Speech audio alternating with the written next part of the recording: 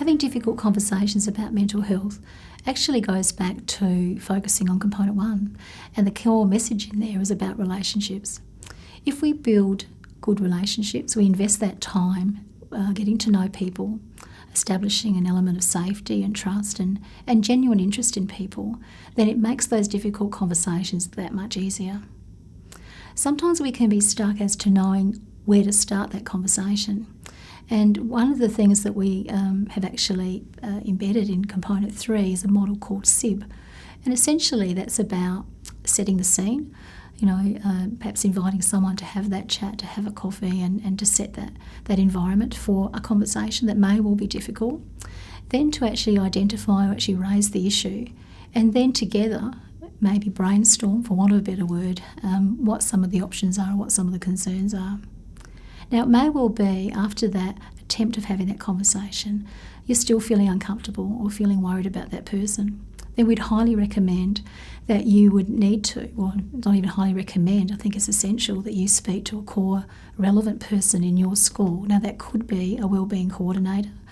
In some schools, you may not have that position or a guidance officer.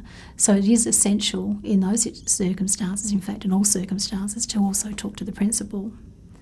Ultimately, we've actually thought about these things before you have that difficult conversation. It's about us thinking about the referral pathways, for want of a better word, that we actually cover in more detail in component 4.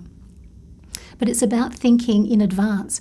If I was to be concerned about someone in our school, whether it be a colleague or a student, who is the person that I would need to go to get some support or advice?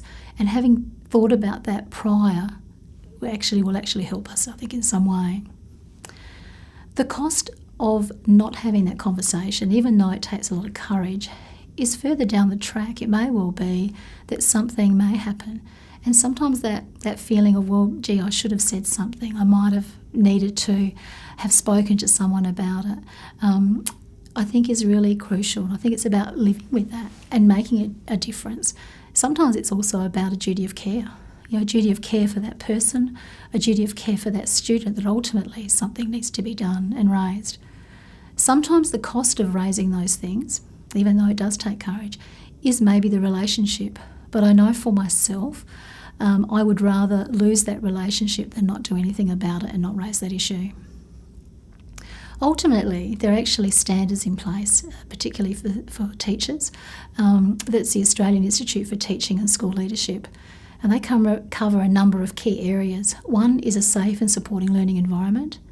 The other one is engaging professionally with colleagues, parents and community. And under there sits a number of key points: ethics and responsibilities, and legal and organisational requirements. Now, we would hope that schools would embed that within their strategic plan and with their policies, so it's relevant for all school personnel.